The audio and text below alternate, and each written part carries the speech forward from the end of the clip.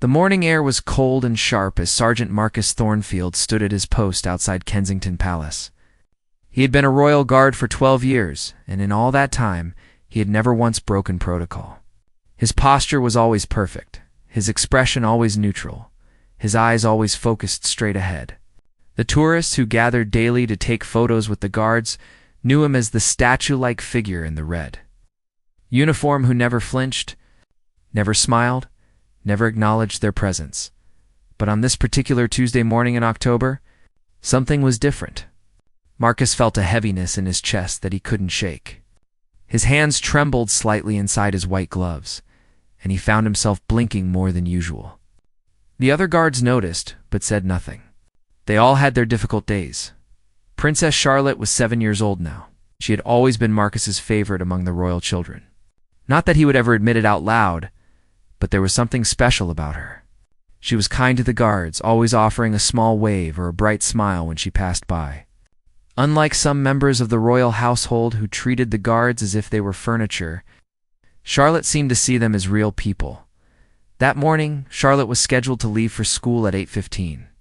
Marcus could see the black car waiting in the courtyard, the driver standing ready by the door. Everything seemed normal, routine, just another ordinary day in the life of the palace. Then Charlotte appeared at the top of the stone steps.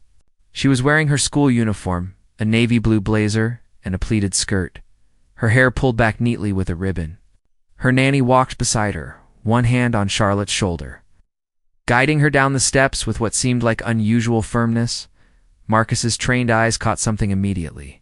Charlotte was walking stiffly, almost robotically, as if every step caused her discomfort.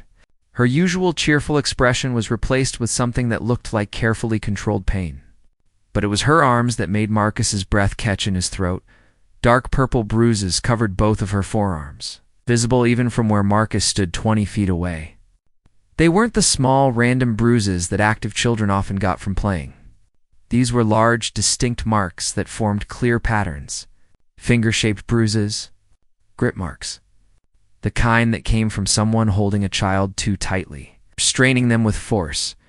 Marcus felt his heart begin to pound. His military training had taught him to remain calm in every situation, to never let emotion show on his face. But this was different. This was a child he had watched grow up over the past few years, a child who had always been so full of life and joy. And now she looked broken. Charlotte's eyes were red and puffy, as if she had been crying for hours. As she got closer to the car, Marcus could see that her lower lip was trembling. She kept her gaze fixed firmly on the ground.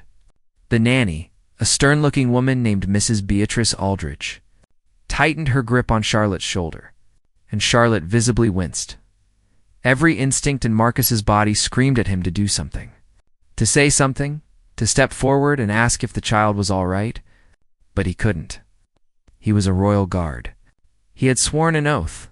He had rules to follow, protocols to maintain. He was not supposed to speak unless spoken to.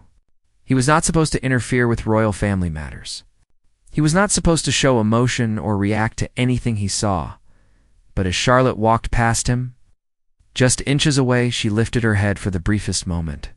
Her blue eyes met his, and in that split second, Marcus saw something that would haunt him for the rest of his life. It wasn't just pain in those eyes. It was fear. Deep, genuine fear. And it was a silent plea for help. Marcus's hands began to shake uncontrollably. His breathing became shallow and rapid. The world around him seemed to blur at the edges. He had faced enemy fire in Afghanistan without flinching. He had stood guard during terrorist threats without breaking his composure. But this little girl's terrified eyes were breaking through every wall he had. Built around his emotions, the nanny opened the car door and practically pushed Charlotte inside. Charlotte let out a small gasp of pain as she was shoved into the back seat, and Marcus heard it clearly. That tiny sound of a child in distress cut through him like a knife. The car door slammed shut. The driver got in and started the engine. And Marcus stood there, frozen, watching as the car began to pull away. Charlotte's pale face appeared in the rear window, looking back at him with those same terrified eyes. Something inside Marcus snapped. 12 years of rigid self-control, 12 years of following every rule without question. 12 years of being the perfect soldier, all of it crumbled in that instant. His vision tunneled. His breath came in gasps. His entire body began to tremble violently. The rifle he had been holding at attention slipped from his hands and clattered loudly on the stone pavement. The sound echoed through the courtyard like a gunshot. Tourists gasped and stepped back. Other guards turned their heads, breaking their own protocol in shock. Marcus fell to his knees, his hands clutching at his chest. Tears streamed down his face, something that had never happened in his entire career as a guard. He was sobbing openly, loudly, his shoulders heaving with the force of his breakdown. Within seconds, 2 other guards rushed to his side. Captain Reynolds, the head of the guard unit, came running from inside the palace. Tourists were filming everything on their phones, capturing what would soon become viral footage of a royal guard's complete emotional collapse. Marcus couldn't speak. He couldn't explain. All he could do was point weakly in the direction the car had gone, his hand shaking so badly that it was barely recognizable as a gesture. His mind was screaming the truth that his voice couldn't form into words. That child was being hurt. That child needed help. That child was in danger. The medical team arrived within minutes, but Marcus refused to be moved. He stayed on his knees on the cold stone, tears still flowing, his body racked with sobs that seemed to come from somewhere deep in his soul. He had broken completely. There was no putting the pieces back together. Captain Reynolds knelt beside him, genuine concern on his face. He had known Marcus for years, had served with him, trusted him completely. He had never seen Marcus show even the slightest crack in his professional demeanor. Marcus finally managed to choke out 3 words, his voice broken and desperate. "The princess, Charlotte." Reynolds' expression changed immediately. His eyes widened with understanding, and he looked quickly in the direction the car had gone. Then he looked back at Marcus, and for the first time in his own military career, Achilles felt that same cold dread settling into his stomach. Something was terribly, terribly wrong. Captain Reynolds made a decision in that moment that would change everything. He pulled out his radio and spoke directly to palace security, his voice firm and commanding. Within minutes, the car carrying Charlotte was stopped just outside the palace gates. The driver protested, confused about why he was being ordered to return. Mrs. Aldridge, sitting in the back seat with Charlotte, demanded an explanation with an indignant tone that suggested she was unused to being questioned. But Reynolds was not backing down. Marcus's breakdown had been too intense, too genuine. In 12 years, Marcus had never shown weakness, never complained, never faltered. If something had caused him to collapse so completely, it needed to be investigated immediately. Charlotte was brought back to the palace. This time, Reynolds himself escorted her. As they walked through the corridors, he noticed everything that Marcus must have seen. The way Charlotte moved with careful, pained steps. The way she kept her arms close to her body, protecting them. The way her eyes darted nervously toward Mrs. Aldridge, who followed close behind with a disapproving scowl. They were taken to a private room, one of the smaller sitting rooms that was rarely used. Reynolds asked Mrs. Aldridge to wait outside, and for the first time, he saw a real alarm flash across the nanny's face. She started a protest, claiming that she needed to stay with Charlotte, that it was her responsibility, that the princess should not be alone with strangers. Reynolds, however, outranked her in matters of security. He closed the door firmly, leaving Mrs. Aldridge in the hallway. Then he knelt down so he was at Charlotte's eye level. He had 3 daughters of his own, and he knew how to talk to frightened children. Charlotte stood very still, her small hands clasped in front of her, her head bowed. She looked like she was bracing herself for punishment. Reynolds spoke gently. He told Charlotte that she wasn't in trouble, that nobody was angry with her, that he just wanted to make sure she was okay. He asked her if she was hurt, if anything was wrong, if there was anything she wanted to tell him. Charlotte remained silent for a long moment. Her lower lip trembled, and fresh tears began to roll down her cheeks. When she finally spoke, her voice was so quiet that Reynolds had to lean forward to hear her. She said that she had fallen. She said it was an accident. She said she was clumsy and had tripped down some stairs. The words came out rehearsed, mechanical, like a script she had been forced to memorize and repeat. Reynolds felt his chest tighten. He had heard these kinds of explanations before during his years in security and his time in the military. He had heard abuse victims recite similar stories, protecting their abusers out of fear or manipulation or misplaced loyalty. He asked Charlotte if he could see her arms. She hesitated, fear flashing across her face again.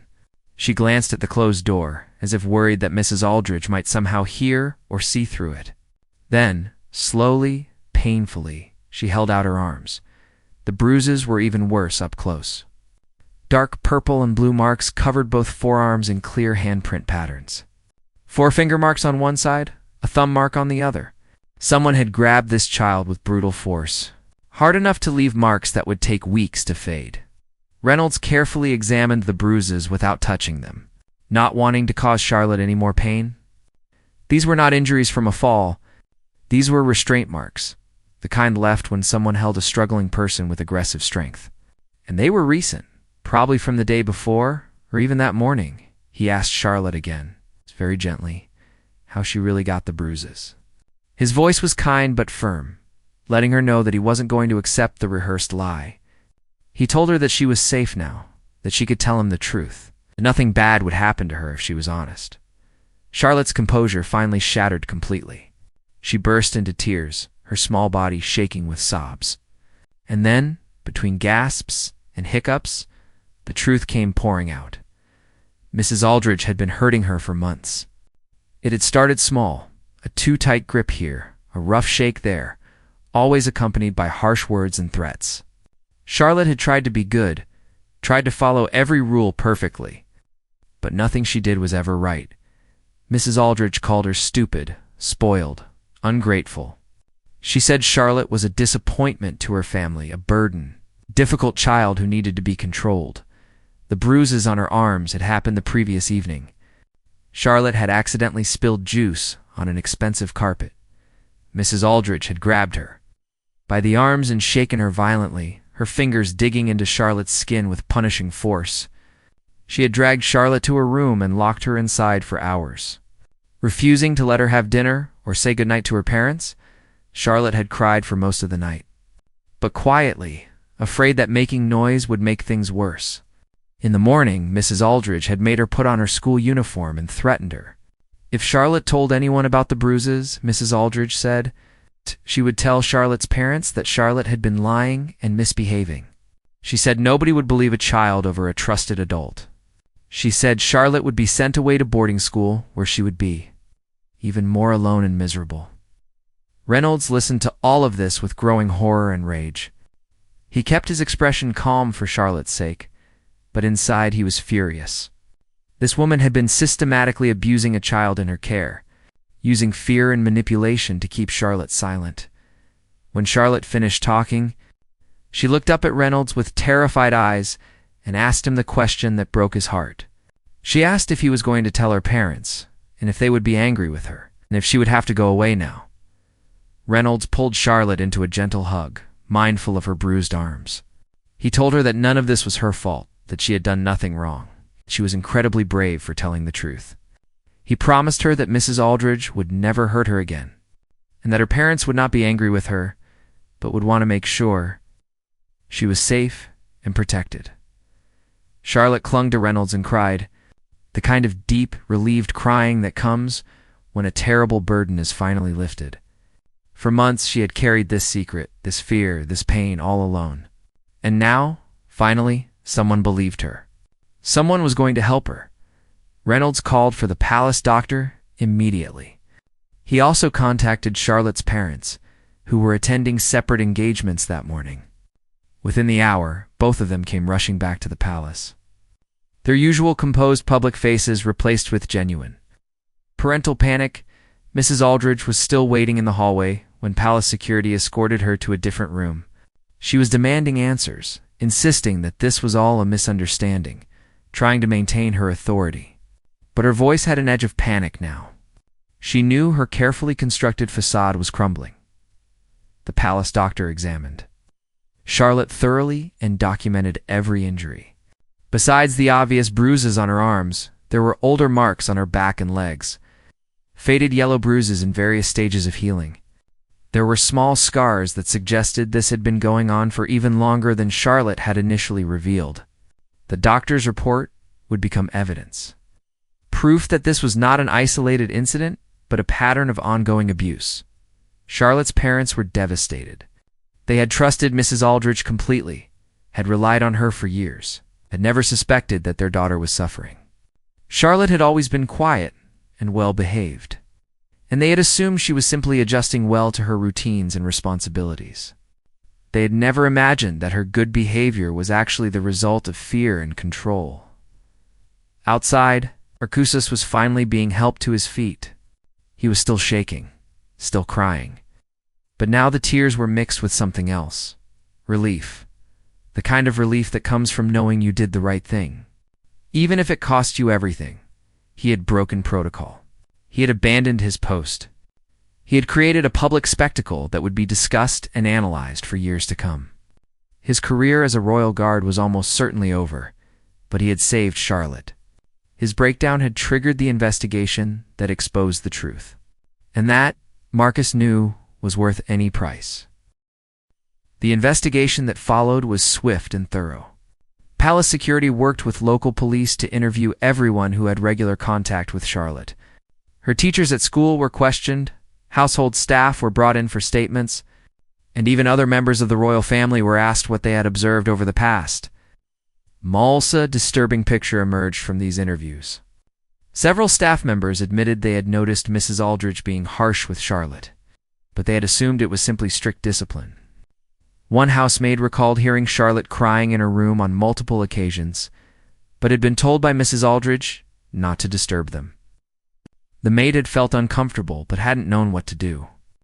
Afraid of losing her job if she questioned someone in such a trusted position, Charlotte's teacher at school revealed that Charlotte had become increasingly withdrawn over the past year.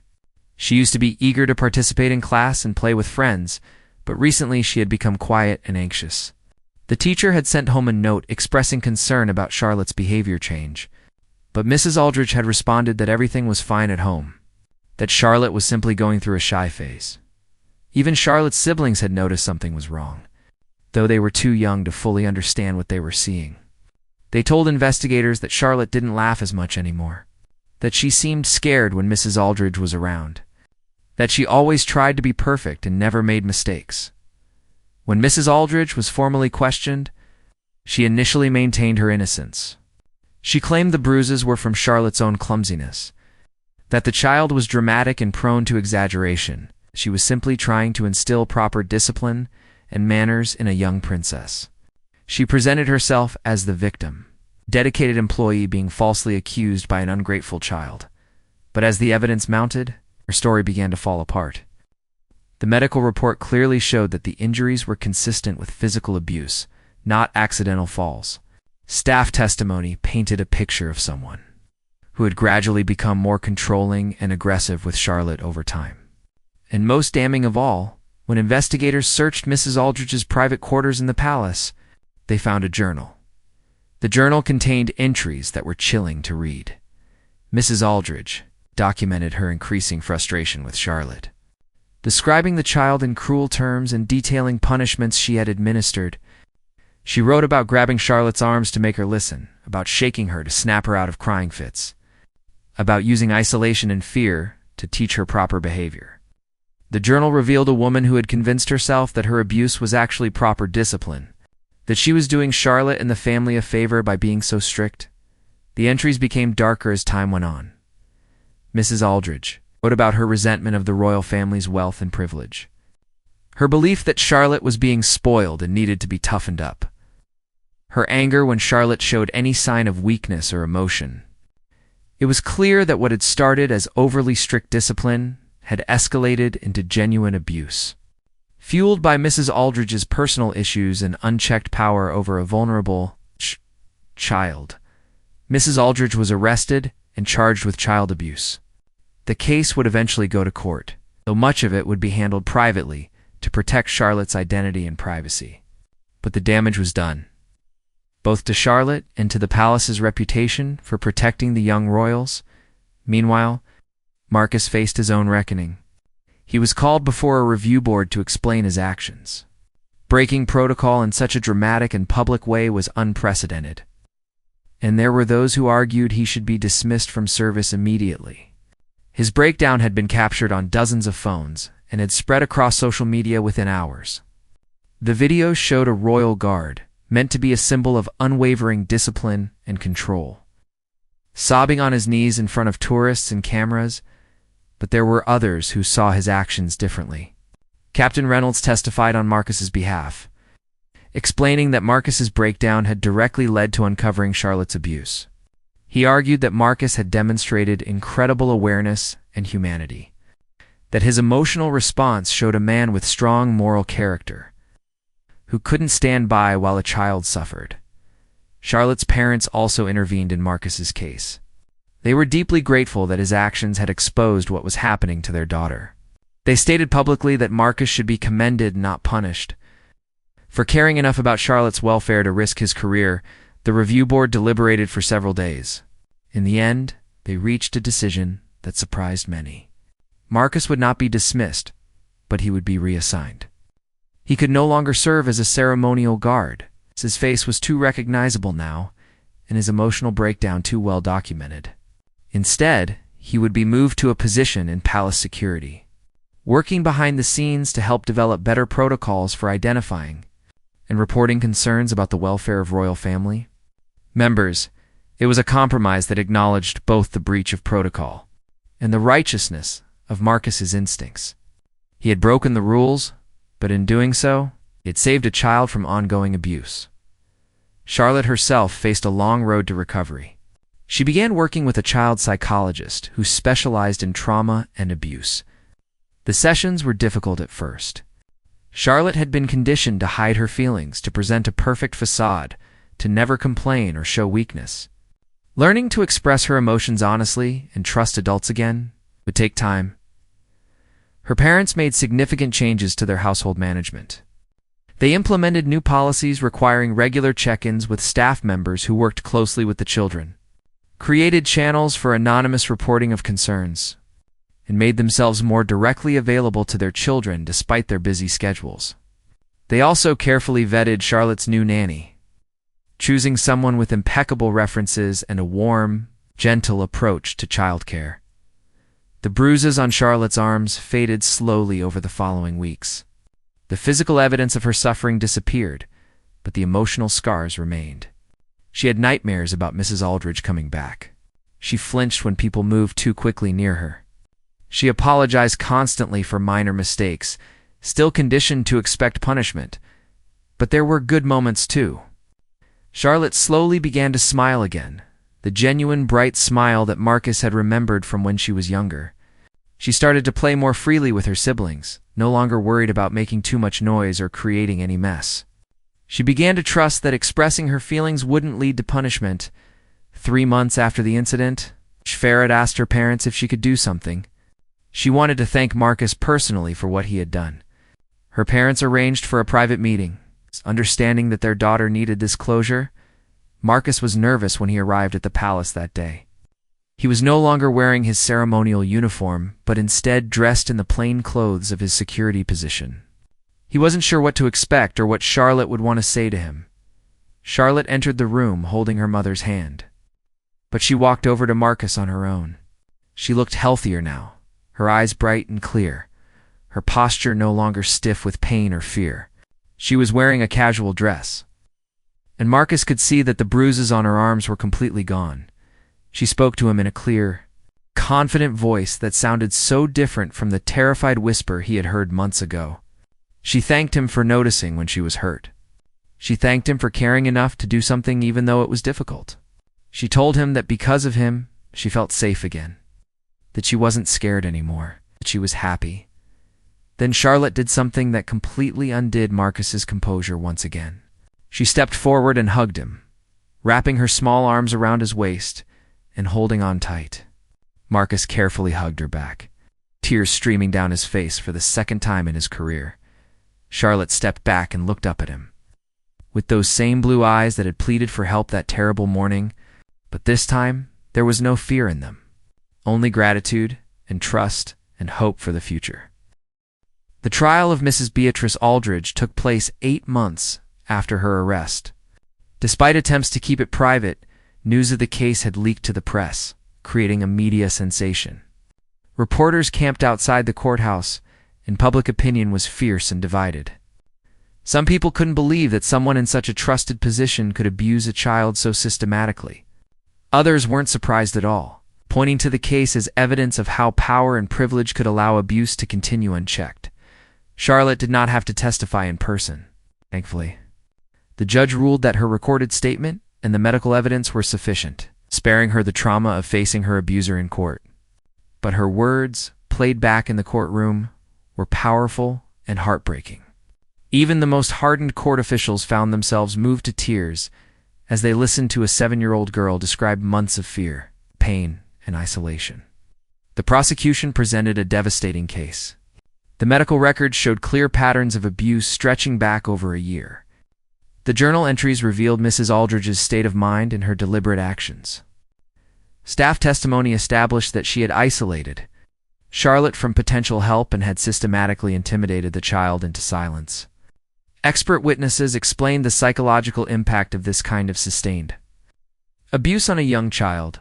Mrs. Aldridge's defense team tried to argue that she had simply been enforcing discipline, that her methods might have been strict but were not intended to cause harm.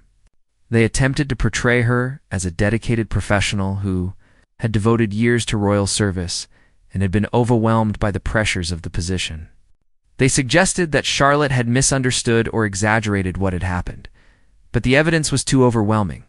The jury deliberated for less than 4 hours before returning with a guilty verdict on multiple counts of child abuse. Mrs. Aldridge showed no emotion as the verdict was read. Maintaining the same cold, controlled expression she had worn throughout the trial, she was sentenced to 6 years in prison, with additional restrictions that would prevent her from ever working with children again. As she was led from the courtroom, some people in the gallery shouted angry words at her. Others sat in stunned silence, processing what they had heard over the weeks of testimony. For Charlotte and her family, the verdict brought a sense of justice and closure. Though the healing process was far from over, Charlotte continued her therapy sessions, working through the complex emotions that came with having been betrayed by someone she should have been able to trust.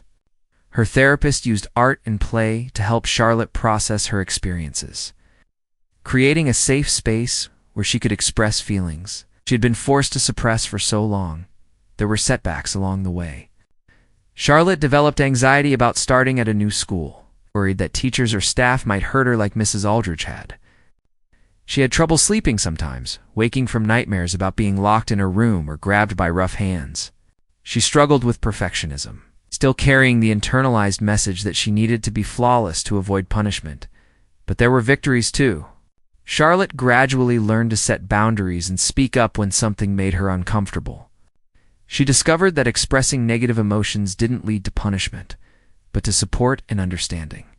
She began to enjoy being a child again, playing without fear, making mistakes without terror, asking questions without worrying about harsh responses. Her relationship with her parents deepened significantly. They made a conscious effort to be more present in her daily life, not just during official events and photo opportunities. They had family dinners together whenever their schedules allowed, played games with the children, read bedtime stories, and created moments of normalcy within their extraordinary lives. Marcus's life had changed dramatically as well. His new position in palace security was fulfilling in ways his ceremonial role had never been. He helped develop training programs that taught security staff to recognize signs of abuse and distress in the royal children. He created protocols for reporting concerns without fear of retaliation. He worked with child welfare experts to establish better oversight of household staff who worked closely with young family members. The video of his breakdown that day continued to circulate online, and opinions about his actions remained divided. Some people praised him as a hero who had prioritized a child's safety over rules and regulations. Others criticized him for failing to maintain the discipline expected of a royal guard. But Marcus had made peace with what happened. He knew he had done the right thing, regardless of what others thought. He received letters from people all over the world who had been moved by his story. Some were from abuse survivors who thanked him for taking action when so many others had stayed silent.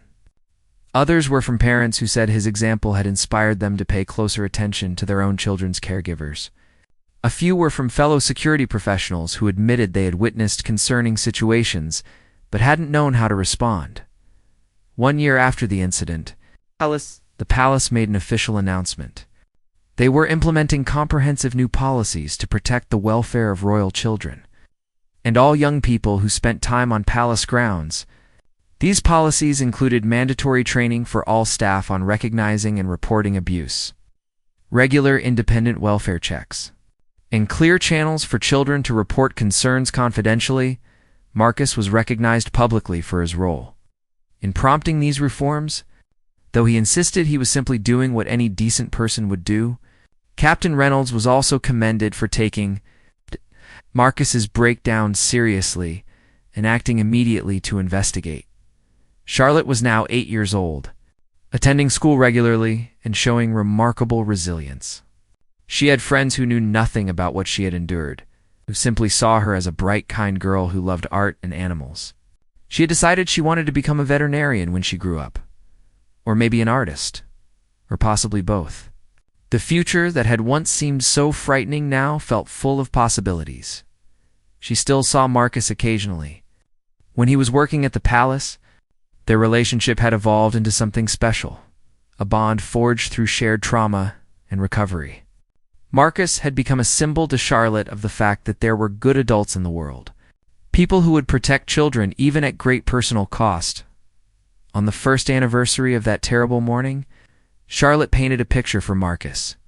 It showed a royal guard standing tall and strong, but with a kind face instead of a blank expression. Behind the guard, a small girl was smiling and waving, clearly safe and happy. Charlotte had written a caption at the bottom in her careful handwriting. "Thank you for seeing me when I was invisible. Thank you for hearing me when I was silent. Thank you for saving me when I couldn't save myself." Marcus hung the painting in his office at the palace, where it remained for the rest of his career. On difficult days, when he questioned whether his work mattered or if he was making a difference, he would look at that painting and remember why he did what he did. The story of the Royal Guard, though broke completely, became famous. Retold in newspapers and documentaries and social media posts, but for those who lived through it, it was never just a story. It was a reminder that protecting children requires vigilance, courage, and the willingness to act even when doing so comes at personal cost. Mrs. Aldridge served her full sentence, never showing remorse or accepting responsibility for what she had done. She maintained that she had been treated unfairly, that she had been a victim of circumstance and misunderstanding. Prison psychologists noted her lack of empathy and her inability to acknowledge the harm she had caused. Charlotte, meanwhile, grew into a confident young woman who spoke openly about her experience when she was old enough to decide to do so. She became an advocate for abused children, using her platform to raise awareness and support organizations that helped young abuse survivors. She spoke about the importance of listening to children, believing them, and taking action when they show signs of distress. She often mentioned Marcus in her public talks, crediting him with saving her life. She described that moment when their eyes met outside the palace, how she had seen in his face that he understood something was wrong, how his breakdown had been the crack in the wall that finally let the truth come flooding out. Marcus always deflected credit, insisting that Charlotte had saved herself by being brave enough to tell the truth when given the chance. But Charlotte knew better. She knew that without Marcus's emotional collapse that morning, without his inability to maintain protocol in the face of a child's suffering, she might have endured months or years more of abuse. The palace gardens, where Marcus had once stood guard, became a place of healing for Charlotte. She would walk there often, remembering the scared little girl she had once been and acknowledging the strong young woman she had become. The stone steps where she had walked that morning, covered in bruises and full of fear, now represented the beginning of her journey toward recovery rather than a symbol of her suffering. Sometimes she would see tourists taking photos of the guards on duty, posing beside them and laughing at their stoic expressions. She would smile, knowing something those tourists didn't know. Behind those blank faces and rigid postures were real people with feelings and consciences. People capable of extraordinary compassion and courage when it mattered most. The story of what happened that October morning continued to resonate because it touched on fundamental truths about humanity, duty, and moral courage. It raised questions about when rules should be followed and when they should be broken, about how we balance protocol with compassion, about what we owe to the most vulnerable members of society. For Marcus, Charlotte, and everyone involved, the incident became a defining moment that shaped the rest of their lives. It was a reminder that sometimes the most important thing a person can do is simply pay attention, trust their instincts, and act with courage when they witness injustice. Years later, when Charlotte had children of her own, she would tell them the story of the brave guard who cried. She would explain how his tears had been an act of strength, not weakness. How his broken protocol had fixed a broken system. How his moment of emotional honesty had saved her life. And she would teach her children the most important lesson she had learned from that experience. Never stay silent when you see someone suffering. Never ignore your conscience because of rules or fear. And never underestimate the power of one person choosing to do the right thing, even when it costs them everything. Thanks for watching. Don't forget to subscribe.